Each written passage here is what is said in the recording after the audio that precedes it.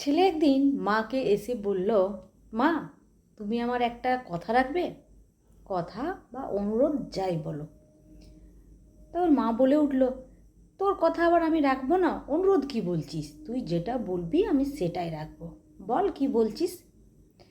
কিন্তু কিন্তু করে ছেলে বলে উঠল, মা, তোমার বৌমা বলছিল তোমার তো বয়স হয়েছে, এখন তো তোমার শরীরের একটু বিশ্রাম প্রয়োজন। আর এই বাড়িটা তো খুব একটা ভালো না, ছোট ঘুপচি। তোমার কাশিটাও দিন দিন বেড়ে চলেছে, আর ডায়াবেটিস তো আছেই, তার সাথে হাড়ের সমস্যা আরও কত কি মা।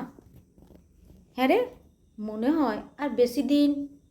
থামো তো মা, তোমার সব সময় দেখাশোনার জন্য কাউকে রাখতে হবে দেখছি। আচ্ছা, তাহলে আমাকে কি গ্রামের বাড়িতে?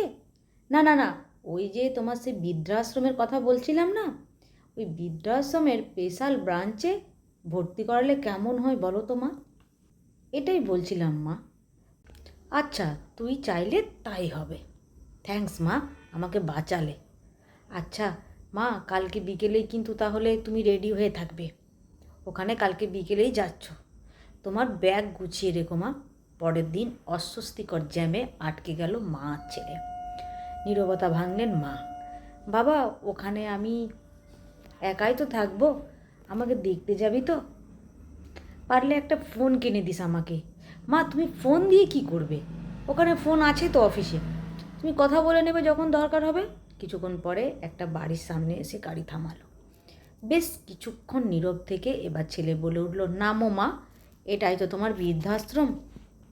বলেছিলাম না তোমার পছন্দ হবে? তোমার জন্য দোতলার দক্ষিণের ঘরটা বুকিং করে রেখেছি।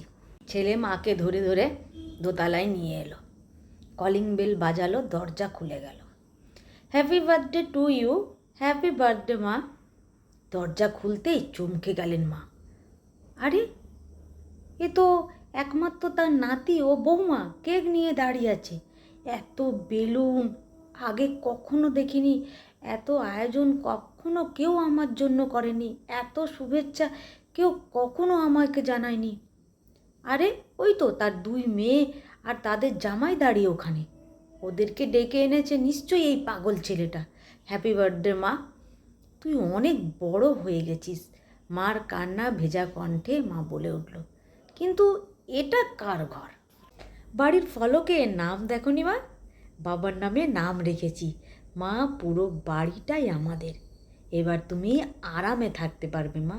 তখন মা কেঁদে, তুই না বাবা, এমন কি কেউ করে? কান্না ভেজা চোখে জোরে জোরে মাথা নাড়ছেন, আনন্দে কথা বলতে পারছেন না। আয়োজন শেষে ঘুমোতে যাবে এমন সময় পেছন থেকে মায়ের ডাক। হাতের ব্যাগটা আতিপাতি খুঁজে একটা কৌটো বের করে ছেলের হাতে ধরিয়ে দিলেন। বললেন, নে, এটার আর আমার দরকার নেই। এটা কি মা? এটা ইঁদুর মারা বিষ। চিন্তা করেছিলাম যেদিন বৃদ্ধাশ্রমে রেখে আসবি তাহলে সেদিনই আমি এটা খেয়ে নেব। ধুর মা, কী যে বলো, এটাই তো আমি কাল রাতে পাল্টে তোমার ক্যালসিয়ামের ওষুধ ভরে রেখেছি। মা, তুমি এখন নিশ্চিন্তে ঘুমাও। মার আর কিচ্ছু বলার নেই। আজ আর মায়ের কিচ্ছু চাওয়ার নেই। আর কিচ্ছু না হোক, তার ছেলেকে অন্তত তিনি আজ মানুষ করতে পেরেছেন। যাক, আজকের ঘুমটা সত্যিই আরামের ঘুম হবে। ঘুমের ওষুধ খেতে আর হবে না। প্রত্যেক সন্তানই যেন মা বাবাকে এইভাবেই ভালোবাসে এবং মা বাবার পাশে থাকে।